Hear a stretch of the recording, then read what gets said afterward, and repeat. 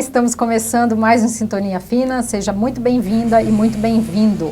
Eu quero já começar perguntando para você se você é daquelas pessoas que não conseguem ficar longe do celular, seu smartphone, sempre está ali dando uma espiadinha nas suas redes sociais, respondendo mensagem, encaminhando ou mesmo participando de jogos eletrônicos. Você é dessas pessoas? Será que é um dependente tecnológico? Bom, vamos saber mais sobre esse assunto de dependência tecnológica com a Silvana Lima, que é graduada em Marketing e Psicologia, pós-graduada em Neurociências pela Unifesp e atua como psicóloga social em serviço de acolhimento e com clínica e neuropsicologia em consultório de Mogi das Cruzes. Silvana, muito obrigada pela presença e gostaria que você começasse já falando o que caracteriza a dependência tecnológica. Josi, eu agradeço a participação e dentro do aspecto olhar clínico, a gente identifica que essa característica ela vem muito dentro do cotidiano do indivíduo, onde ele tem uma perda do controle do uso de internet, smartphones, e isso acaba trazendo para ele os prejuízos diários. E esses prejuízos podem ser de ordem psicológica, né, emocional, social, porque aí há um isolamento social, físico, porque acaba trazendo algumas, afeta, né, o próprio organismo, o fisiológico, que depois a gente pode falar também sobre, e também o que está muito em alta, que é a síndrome da nomofobia. Né? Isso, então, justamente eu estava, nas pesquisas, a gente vê que é um termo que não é tão conhecido, que a nomofobia é o medo da pessoa ficar longe dos aparelhos de tecnologia, isso, né? Isso mesmo. É um termo que foi criado ali na Inglaterra, onde foi feito um estudo com adolescentes que eles começaram a observar que eles ficavam extremamente irritados, agressivos, quando ficavam ausentes, né, sem o uso do celular. Ou seja, o efeito semelhante a de uma droga, né? Exatamente. Quando a pessoa está em crise de abstinência. Exatamente. É tanto que as pesquisas apontam, né, os estudos também apontam que a dependência tecnológica, ela chega ela é até mais do que a dependência de químicos, né, de psicoativos, drogas psicoativas, por que acontece essa dependência? Nós temos no nosso cérebro o sistema de recompensa cerebral, onde quando ele é estimulado, acontece ali uma liberação dos neurotransmissores de dopamina. A dopamina não são neurotransmissor que dá prazer, né? Tem outros neurotransmissores também, mas a dopamina ela é muito mais presente quando você ali executa, exerce, apresenta um comportamento repetitivo que te traz prazer. Então, o que acontece? Tem alguns estudos, inclusive o professor Nabuco, do Instituto de Psiquiatria, também coordenador do Laboratório de Dependência Tecnológica, que ele apresenta o seguinte: houve estudos que, a partir de 8 a 9 minutos, onde crianças, adolescentes, né, as pessoas começaram a ficar ali ativamente conectados, houve um aumento desse neurotransmissor. Então, o nosso cérebro ele é muito inteligente. Então, ele começa a apresentar o quê? Quanto mais prazer você apresenta, mais ele quer. É como se fosse feito de drogas mesmo psicoativas.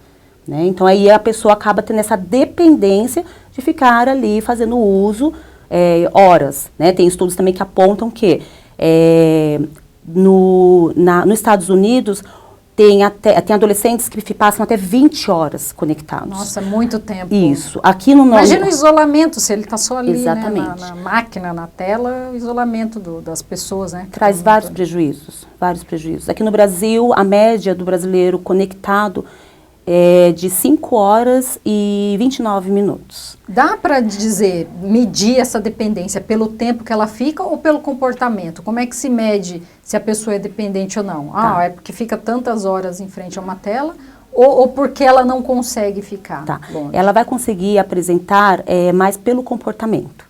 Por quê? Hoje nós sabemos que no dia a dia nosso de trabalho a gente precisa o tempo todo da tecnologia. Então, assim, nós profissionais passamos bastante tempo em frente a uma tela de... Só que quando você está ausente, está longe desse aparelho, você se sente bem, você consegue lidar com a sua vida normalmente. A pessoa dependente, ela não consegue lidar com outros afazeres da vida. né? Ela começa a apresentar mesmo comportamento agressivo, baixa tolerância, irritabilidade, o isolamento, pode apresentar também aí depressão, a autoestima extremamente baixa, e vários outros comportamentos que você vai conseguir identificar que aquela pessoa tem alguma coisa errada com ela. E dá para dizer se isso acomete mais homens, mulheres? Tá. Houve um estudo agora recente da Relatório Digital Brasil 2019, que aponta que mais mulheres, elas passam mais tempo nas redes sociais. Elas são consideradas dependentes tecnológicas pelo tempo que elas passam nas redes sociais. Enquanto os homens, eles também têm esse acesso, só que eles são mais nos jogos. Eles são mais dependentes de jogos. Né? Então, assim, o cotidiano da mulher é muito mais preso dentro das redes sociais e também as compras, né? As vendas online são feitas em maior parte pelas mulheres. Uma pesquisa aqui da OMS, que é a Organização Mundial de Saúde, que prevê que até 2020, 35% das pessoas terão miopia, que aí falando agora dos efeitos físicos, né, que essa dependência pode causar. E aí eu aproveito o gancho para comentar até sobre mim, porque assim, já há um bom tempo eu trabalho com redes sociais, né, trabalho, não é só a questão pessoal, de prazer, enfim, a gente acaba tendo, porque para você administrar contas de empresas, enfim, dos seus clientes, você precisa estar conectado, você precisa estar na rede. Exato. Então não adianta dizer, eu não quero mais. Então de vez em quando até posto algumas coisas minhas, pessoais, mas no geral é por questão de trabalho. E eu sinto esse tempo todo de ficar ali na frente do smartphone, do computador, ou então na tela da TV, que, né, a gente acaba vendo, eu sinto um desconforto visual, sinto que essa questão da miopia também está agravando, e eu percebo, Silvana, inclusive eu acho que eu não sou dependente, apesar de trabalhar com isso, eu acho que eu não sou dependente, porque fim de semana eu fico numa boa, sem olhar as redes sociais, fico tranquila. Mas assim, a preocupação é com essa nova geração que está vindo aí, porque você percebe que bebês, assim, crianças muito pequenas, de 1 ano e pouco, já conseguem manipular ali um smartphone. Aquela dificuldade que uma pessoa mais velha tem, né, de lidar com aquela tela que é sensível, né, aquele touchscreen, a criança não tem. Sim. Ela já transita bem ali de um site para o outro, o aplicativo, e ela escolhe um vídeo que ela quer ver. Dizer, isso está começando muito cedo. Há um risco para essa nova geração que vem aí? Sim, há um risco. Há um risco, inclusive os pais, né, devem ter esse cuidado, né, os cuidadores, porque eles têm tentado entregar um aparelho na mão do filho, desde muito cedo, né, para poder conseguir fazer seus afazeres, mas não entendem o prejuízo que isso vai trazer futuramente para a vida do filho e, logicamente, para ali aquele vínculo afetivo que pode ser rompido dentro do próprio lar. Um dos aspectos bastante interessante é a questão cognitiva dessa criança, tá? O desenvolvimento cognitivo. Ela pode, sim, apresentar atrasos. Olha, muita gente acha que isso desenvolve. Isso, por quê? As pessoas pensam que desenvolve por conta do número de estímulos que o aparelho apresenta para a criança, né? Só que são muitos estímulos. E ela não consegue, de fato, ter ali um aprendizado. Assimilar tudo isso. Exato. Né? Acontece o quê? Nós, né, seres humanos, aos 21 anos, o seu cérebro ali ele está totalmente formado, está totalmente, todas as funções dele estão totalmente organizadas. Quando a criança, nós falamos ali do sistema de recompensa cerebral, a criança vai estimulando isso desde muito cedo. Pensa a necessidade que esse sistema, né, de recompensa vai precisar futuramente, vai exigir dessa criança futuramente. Né? Tem já alguns estudos que apontam na Coreia do Sul, Índia e China, que a criança que é muito cedo estimulada por aparelhos tecnológicos, ela tem uma dificuldade motora. Então traz um prejuízo, sim, na questão da visão. A postura da criança, que fica muito tempo a postura da criança, o sono é prejudicado, trazendo aí a questão, ela pode desenvolver uma fobia social, porque ela está tão assim presa àquele comportamento, ela e a tela, que quando ela está no meio de outras pessoas, ela não consegue interagir. Eu vou falar aqui sem ser especialista no assunto, óbvio, por favor, não me julguem. Mas poderia estar criando uma espécie de autismo tecnológico, não aquele autismo que é genético, que é congênito, vamos dizer assim, mas a pessoa criar esse comportamento autista em função do uso da tecnologia, será que poderia, Silvana? Não sei. Como eu falei, eu tô falando aqui como leiga. Né? Tá. Josi, eu não diria autismo, né? Mas, assim, o comportamento, alguns comportamentos que quando a gente vai lá estudar, né? O TEA, né, que classifica todos os tipos de autismo, a gente identifica que as pessoas, as crianças, né, principalmente, ou adolescentes também, que ficam ali muito presos a telas, ela perde um pouco essa interação, talvez até bastante essa interação com o outro. Podem se tornar até individualistas individualistas, também, né? E isso não é só com o meio externo, mas interno também, né, dentro da própria casa. Né? Ela começa a se cobrar mais, por quê? Porque ela começa a observar o ritmo das pessoas, de publicações que acontecem nas redes, e ela começa a querer buscar, viver mais no mundo virtual do que o mundo real. O real para ela passa a não ter mais interesse, não ter importância. Tempos atrás, nós tivemos um programa que falava sobre suicídio, né? Como prevenir.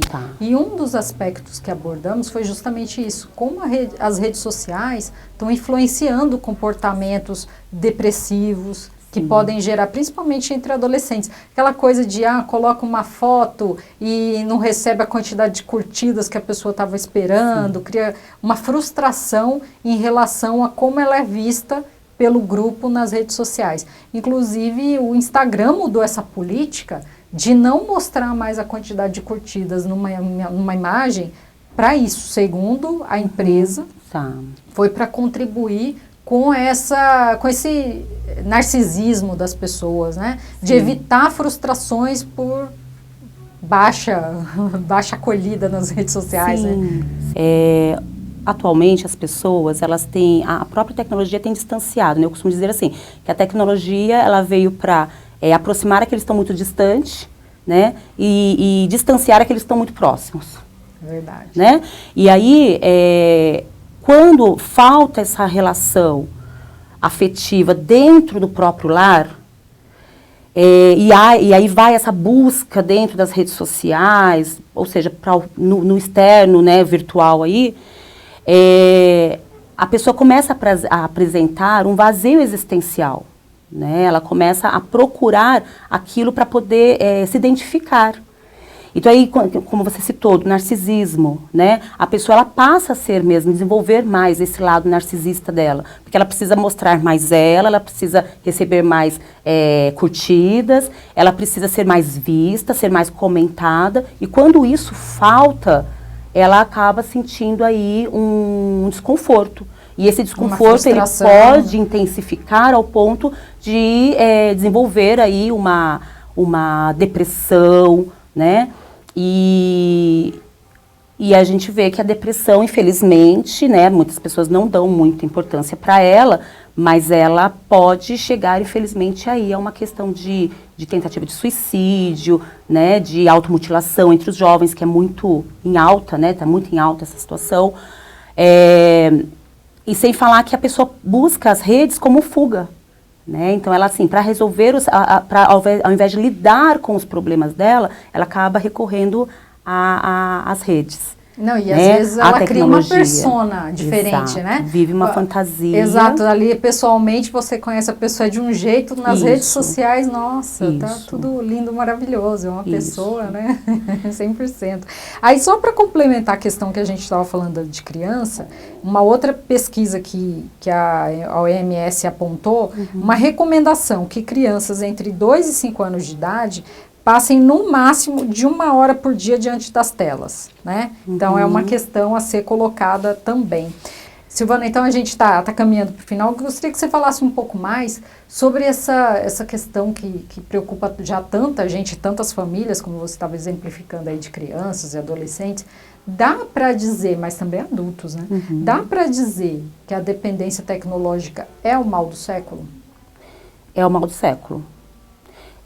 Inclusive tem um laboratório, um instituto no Rio de Janeiro, na Universidade Federal do Rio de Janeiro, que chama Instituto Deletar, que foi o primeiro instituto. Em 2008 eles iniciaram esse trabalho com orientações, fazer grupos psicoeducativos, para as pessoas começaram já a apresentar, identificar que isso é um mal, que estaria aí futuramente acontecendo e não parou, né? Pelo contrário, ele tende a aumentar cada dia mais, porque as redes, as mídias, as marcas, elas têm proporcionado isso, né? É um lugar de entretenimento. Não, e vem com os avanços tecnológicos também nos celulares, né? Então, sim, a pessoa já acha que, não, preciso de um celular mais potente, sim, com uma câmera melhor, sem contar o uso de aplicativos, que eu estava pensando, essa questão do narcisismo.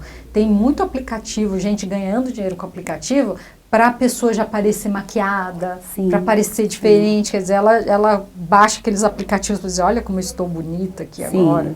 Ela proporciona, um lugar que proporciona várias fantasias, né, para o usuário. Então, assim, aquilo que nós falamos, ele vive num mundo que não é real. E quando ele vai lidar com o real, ele se perde. Sim. Ele não consegue se encontrar.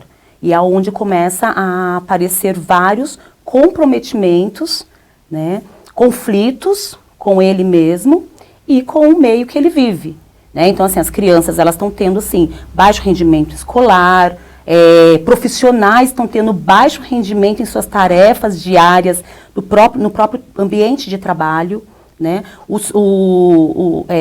Famílias que têm colocado na mão dos seus filhos aparelhos tecnológicos para ele também ter esse espaço para ele poder ficar ali utilizando, né, fazendo uso das redes, enfim, e a gente vê que sim, tudo encaminha para o mal do século, sim, com certeza. Bom, e aí antes de terminar, só elencar aqui itens que podem identificar a pessoa que é dependente da internet. Então isso vale tanto para a pessoa que está nos assistindo, quanto para ela observar no ambiente familiar ou de amigos se essas pessoas se encontram nesses quesitos aqui, nessas características. Vamos lá, preocupação excessiva com a internet, necessidade de aumentar o tempo conectado, exibir esforços repetitivos para aumentar o tempo de uso na internet, apresentar irritabilidade ou depressão. Quando o uso da internet é restringido, essa pessoa apresenta instabilidade emocional, permanece mais conectado do que o programado, quer dizer, aquela coisa já é só um pouquinho, aliás, acontece muito, às vezes sim, eu vou pesquisar uma coisa quando eu vejo, o que eu estava mesmo? Isso mesmo, se perde. Ter o trabalho e as relações familiares e sociais em risco pelo uso excessivo de internet e mentir aos outros sobre a quantidade de tempo que fica, porque, aliás, uma grande característica de quem tem dependência, quem é viciado em alguma coisa, seja droga, enfim, é negar, né? É negar. Ela começa com isso. Então, primeiro a pessoa precisa aceitar, sim, admitir que está com essa dificuldade, né, Silvana? Ela precisa admitir, né? Então, assim, e também ficar aberta para as pessoas que estão ao redor dela, porque às vezes ela não consegue perceber que ela já está numa dependência, numa condição de dependência. Então, assim, se familiares, as pessoas que estão ali, pessoas que trabalham com ela, começar a pontuar, olha, você está muito tempo na internet, olha, você está deixando de se alimentar por conta disso, olha, você está deixando de sair, está trocando o lazer pelo uso, né, da tecnologia, é hora de falar, peraí, eu vou começar a observar. Procura trazer, assim, estipular limites. Olha, hoje eu vou ficar 1 hora, né, tenta colocar longe esse aparelho da pessoa, né, de si mesmo, para poder começar e começa a sair, faz uma caminhada, nem que seja sozinho, mas de repente começa a interagir com outras pessoas. E se não for suficiente, procurar aí, né, uma psicoterapia, ajuda, né? Dependendo do grau da dependência, precisa sim de uma intervenção medicamentosa, aí a gente também faz um trabalho combinado aí com o psiquiatra, né, tudo para minimizar esses danos a tempo, antes que a pessoa acabe agravando ainda mais o seu desenvolvimento, né, no todo. Eu lembro que antigamente o Renato Aragão, o Didi, falava ou da poltrona, hoje em dia ou do celular, né? Porque isso todo mundo mesmo. Tá com o celular na mão em qualquer lugar. Poltrona, pelo menos era ali, né? Na frente da tela da TV, mas você saía para fazer outras coisas. Sim. Celular está em qualquer lugar. Sim, e o sedentarismo está aí, né? Exatamente. Quando a pessoa não sai do lugar nem para... ela se fica inerte ali, né, na frente daquele aparelho, e o sedentarismo também está aí como um dos prejuízos, umas causas dos prejuízos, com certeza. Verdade. Silvana, olha, muitíssimo obrigada por sua presença aqui com a gente. Acho que trouxe muitos esclarecimentos para quem tem dúvida, quem não sabia desse termo, a nomofobia, de repente a pessoa sofre disso e não sabe, essa dependência. Silvana, olha, eu acho que seus esclarecimentos foram ótimos para muita gente que às vezes não sabe que é dependente tecnológico ou que tem alguém do lado que é. Muito obrigada mesmo por sua presença e por todos os esclarecimentos que você trouxe aqui. Josi, eu que agradeço a participação. Muito obrigada. E o Sintonia Fina fica por aqui. Até a próxima.